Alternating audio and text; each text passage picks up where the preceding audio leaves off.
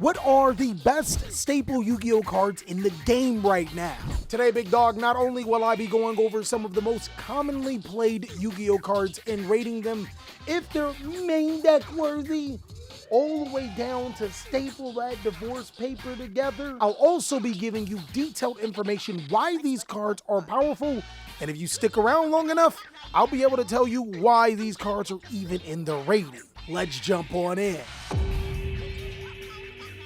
Okay guys, so there is no such thing as a good tier list without a criteria. I will be ranking these Yu-Gi-Oh cards on how powerful they are based on some of the best decks in the game and how much utility you can get out of them. Also, before we jump on in, I just gotta say, my guys, I got some amazing merch. Go ahead and go to TheCaliEffect.com and you'll be able to get your Salmon Great Pink hoodie. My guy, it feels so comfy and it'll have my logo on it. Also, just in case I forgot, I hope that your day is going phenomenal. But if it isn't, don't let what happened at the beginning of your day ruin the rest of your day. Let's go ahead and start off with Bestial Magnamut. You would think that this card would not be powerful since we're in a format that is dominantly fire monsters. Kinda. With monsters like Diabellstar, the Black Witch, IP Masquerena, and SP Little Knight being dark monsters in themselves, the Bestial monsters have actually carved out a niche role in the game. If I had to rank Bestial Magnamut right now in this competitive card game, I would say that it's a pretty good card. And the Bestial monsters become incredibly strong if your deck can take advantage. Take, for example, you have a dragon monster that you want to search with Bestial Magnamut, or if you're playing cards like Fantastical Dragon Phantasme, which is pretty good in this format. A little bit more on that later. Now, I actually mentioned Iron Thunder in a few other previous videos, including the cards that you should buy before they skyrocket in price. And I genuinely think that this is a really good card. It allows you to be able to stop anything your opponent uses on the field and can potentially destroy cards in the same column of the used card. I think that Iron Thunder is situational right now. Now, I don't think that the card is bad, and I also do think that it's still a card that is worth investing into. But the problem with Iron Thunder is that I think that there's going to be a deck needed to be able to take full advantage of this card. You have to think about it. If you accidentally put the wrong card in the wrong slot, Iron Thunder can take out your own cards. Maybe a particular strategy that doesn't rely on monsters so you don't lose that much, or maybe a particular strategy like Beck Knights that will force your opponent to place cards in certain columns. Overall, I still think it's a solid card. Call by the Grave is not only good against most of the hand traps in the game, it's actually incredible against decks like Snake Eyes, Fire King, Rescue Ace, and the list goes on. I would say that Call by the Grave right now is easily a main board-worthy Yu-Gi-Oh card. It's solidified as one of the most powerful spell cards in the game because it stops so much right now. Cosmic Cyclone is sneakily good. Not only does it get around your opponent's Fire King Sanctuary and still allows you to banish your opponent's Fire King Island to wipe their entire board, it also can get rid of cards like Welcome Labyrinth and Big Welcome Labyrinth to prevent those cards from resetting and stop some of the best cards in the game. I originally had Cosmic Cyclone as a really good Yu-Gi-Oh card, but I think it's really sideboard worthy at the end of the day. Look, this is a card that you can play inside of your main board, but I will give you a caveat. This is not 2012 Yu-Gi-Oh anymore where everybody plays Mystical Space Typhoon. A lot of times this card's function can be replaced with cards like SP Little Knight. And then when you go against decks like Snake Eyes, that's when you bring in the extra Cosmic Cyclones. Now, you should already know my take on Crossout Designator, big dog. This is a card that I've consistently put into staple those divorce papers together. If your strategy is reliant on Crossout Designator, in order for it to do its combo, either A, it's incredibly fragile, or B, it's just really bad. There are a few occasions where Crossout Designator may be okay to play, like if every single deck you played against was the exact same copy of yours, or in the sideboard to stop you from being Droll and Lockbird, but there's other situations that just put you in a better spot. Dark Ruler No More! This card is really hard to rate right now, because it is amazing against the Snake Eyes boards, but outside of that, it's okay. I'm gonna go ahead and put it in situational. This card absolutely gets crushed against decks like Rescue Ace, Labyrinth, and Branded. It's also pretty situational against Vanadium depending on if they have the trap card, but is pretty good against Snake Eyes, and we expect to see a lot of Snake Eyes and Snake Eyes decks. Dino Wrestler Pankratops, you will be completely thrown off where I put this card. I think Dino Wrestler Pankratops is an incredible card for decks like Dino, but in your everyday situation, Pankratops is low-key staple those divorce papers together. I want you to think about it, my boy. There's not too many situations where Pankratops will do better than a Cosmic Cyclone right now. If anything, Cosmic Cyclone's just better. Enemy Controller is crazy good. At the cost of tributing one measly Scapegoat token, you can take your opponent's bitch. Because we're tributing Scapegoat tokens, right? Right?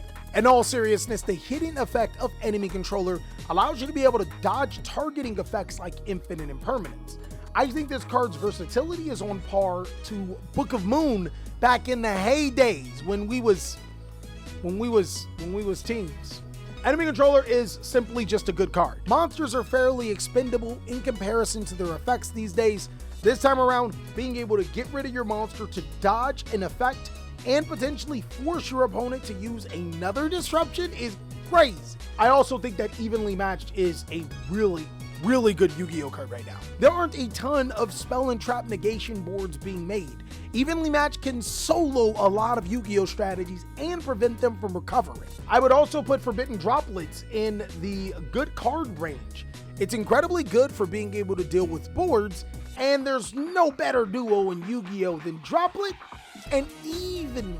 Harpy's Feather Duster is an okay card. It's pretty decent against decks like Rescue Ace and Labyrinth, but a lot of times you would want cards like Cosmic Cyclone or Evenly Matched. I'm still going to put Duster into the sideboard worthy because it does get rid of multiple cards, but you got to be mindful that there's a lot of graveyard effects and recursion going on. And I mean, while we're here, Lightning Storm is pretty much just a second and third Harpy's Feather Duster. How many times have you used it recently to destroy monsters? Seriously. I think kaiju monsters are staple those divorce papers together. And the reason is while there aren't a ton of negation boards, which kaijus just happen to be good about, there's a lot of times your opponent just has a bunch of monsters and you really can't just take out one. Now, we don't have a Lava Golem on this tier list, but I would say Lava Golem would be situational. It depends on the deck. In Sphere Mode, Great Beast of the Sky, please hear my cry. Also a fairly situational card, but if you say the whole chant when you get it back and summon a Winged Dragon or Ra, you win it. Catcher of Fenrir is almost a must-play staple Yu-Gi-Oh card. It reminds me of Cyber Dragon back in the day. Not only does it force your opponent to check in with this 2800 body, it gets rid of cards easily. I think that Divine Incarnate Kirakara is a solid Yu-Gi-Oh card under the right circumstances that immediately makes it situational. Like I just said before, being able to kaiju your opponent isn't as important. But the best thing about Divine Incarnate Kirakara is that it's pretty much searchable through cards like Snake Eye Ash. Terrors of the Afterroot is another card we're going to be talking about that came out in Phantom Nightmare. For the glue ears that don't know what this card does, it says target one monster in your opponent's graveyard, special summon it to your field, then you can banish one monster your opponent controls. I love that. But then it goes on to say, then if your opponent has a banished monster, return one of them to the graveyard. Bro, why'd you do that? It also says you can banish this card from your graveyard, except the turn it was sent there, then target one level 1 monster in your graveyard. Shuffle that monster into the deck. Then you can set one Terrors of the Underroot, Overroot, or Afterroot from your deck. I am really indifferent with this card. So you can special summon a card like Ash Blossom to your opponent's side of the field and get rid of a card like Fire King Garunix. But you're gonna have to put a card like Fire King Garunix back into their graveyard. Now, I still don't think it's a bad card, especially its second effect, but since Terrors of the Overroot is another card I think is completely insane and is not seeing enough play, I gotta put it in staple those divorce papers together. What I love about this bottom row right now is that any of these cards could be played in Yu-Gi-Oh decks and still be successful. They're just not as successful as some of the other cards that we're talking about. It's really crazy how close these staple Yu-Gi-Oh cards are to one another, and that's where we get to Solemn Judgment. Solemn Judgment is a card that allows you to stop your opponent's important spells, traps, or sometimes even summons. This card obviously can be seen as a better Iron Thunder in a lot of situations because you don't run the risk of losing your own cards. I still think that this card is side deck worthy. Being able to stop a card like Enemy Controller, Evenly Matched, or Forbidden Droplet could save your life in certain decks. It is a cream side deck Yu-Gi-Oh card when you're going first. And some people may not agree with this, but I also think that Solemn Strike is a crazy good side-worthy Yu-Gi-Oh card. Solemn Strike stops most of the hand traps in the game, all of the important monster effects, and summons from the extra deck. Put some respect on this card's name. It's actually incredibly good. You could say that we're in a super polymerization format because most of the top decks are one attribute, meaning you can summon monsters like Garua and also Mud Dragon of the Swamp, but there's also other secret monsters like Guilty Gear and the Earth Ignister monster that are fairly easy to summon. I'm gonna go ahead and put Super Polymerization in main deck worthy. This card is completely crazy, and if you do have the extra deck space, you should seriously consider playing this card. With all the hand traps being incredibly important, and of course we'll talk about that when we get there, I think that Triple Tactics Talent is easily a main board worthy Yu-Gi-Oh card. There's almost zero decks in Yu-Gi-Oh that do not use monster effects on your turn. This card is pretty much a surefire play card right now. I think Triple Tactics Thrust is a situational card. There are strategies that are reliant on certain normal spell and trap cards to thrive. That's where you play Triple Tactics Thrust for. Because the days of getting cards like Lightning Storm, Dark Ruler No More, and spell cards alike are pretty much over. Skill Drain is an incredibly good Yu-Gi-Oh card that shuts off basically the entire meta. The problem? Your monster effects are important too. I'm gonna put it in situational. And the biggest assistance to attributes to that is that this is one of the only floodgates that's at 3, and it's not being played. And we all know how strong it is. The Black Goat laughs.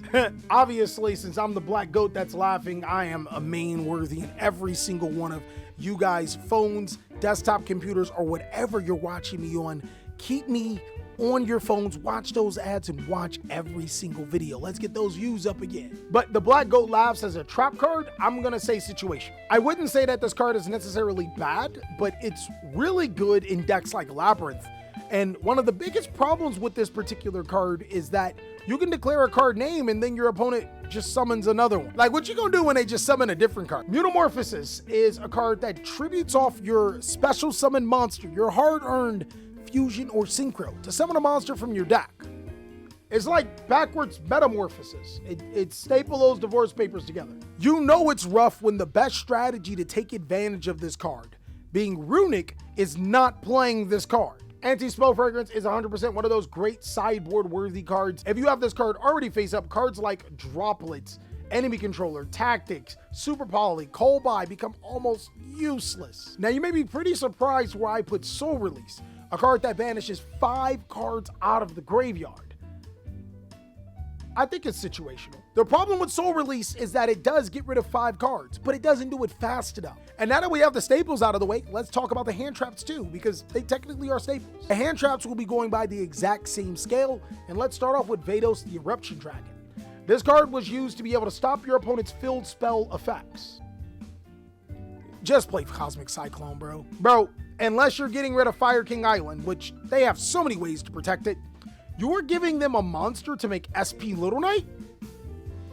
Dimension Shifter. If your deck can play Shifter, you should be playing Shifter. The card beats most of the top decks in Yu-Gi-Oh! And most of the other decks in the game as well. I think that Ash Blossom is a crazy good Yu-Gi-Oh! Card right now.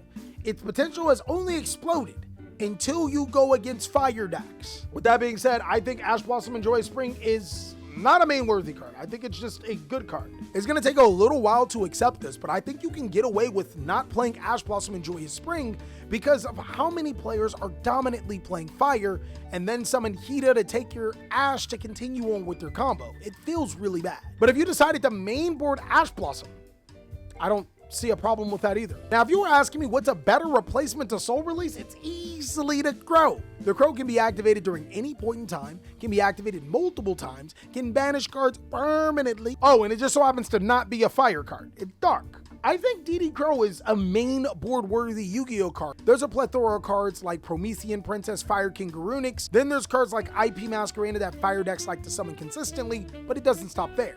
It's good at stopping the Labyrinth cards from being able to reset or use their graveyard effects. It's great against Voiceless Voice to be able to stop Low from resummoning itself. This card has so many applications against almost every deck with almost no drawback. I'm not really hype on Effect Veiler, I don't want to put it in sideworthy because I don't think that you should be siding Effect Veiler.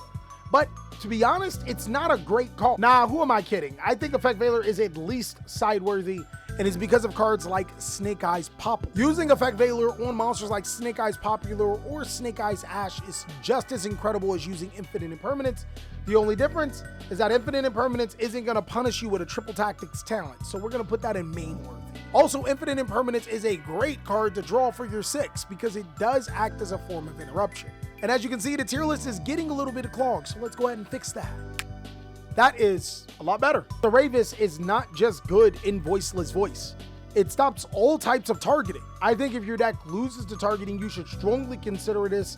Bonus if you play stuff like the Dogmatica package, using the Dear Servant to send Herald to search this card, I'm going to put it in situational. Drolin Lockbird is thought of to be one of the best cards in the game, and you guys are going to be really crazed that I'm going to put Droll in good call. The biggest problem with Drolin Lockbird is that it is good against some of the better decks in the game, but it starts to fall off against the other ones. Ghost Mourner and Moonlit Chill is probably the second best effect negation. It's mainly because Ghost Mourner and Moonlit Chill can be activated anytime a monster is special summoned, where Effect Veiler is restricted to the main phase. Effect negation is still incredibly good, it's just moved a little bit past Veiler right now.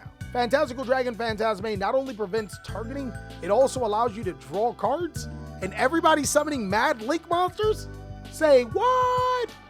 Easily a sideboard worthy Yu-Gi-Oh card, because when decks link summon, this card is crazy. Ghost Bell and Haunted Mansion not only ironically stops cards like Soul Release, DD Crow, and Cold by the Grave, it's also really good against almost every strategy in the game. This card can stop Wanted, which is crazy. I'm gonna go ahead and put Ghost Bell in the main worthy. This card has earned its place as one of the better hand traps, most versatile, and really good. Now, a lot of people think that Ghost Ogre and Snow Rabbit is not a good card. I would say if Fire Kings did not have Fire King Sanctuary, this card would probably be bananas. But outside of that, there are a ton of face-up spell and trap cards that want to use their effects, and there are a lot of times where your opponent wants to keep their monster on the field.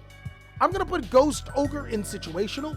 I think if your strategy can search Ghost Ogre, like if you're summoning Jam, Drag, and Drive to your side of the field, it's definitely a card that you play one of and feel comfortable about. Or if you're playing like Emergency Teleport, you can just summon it.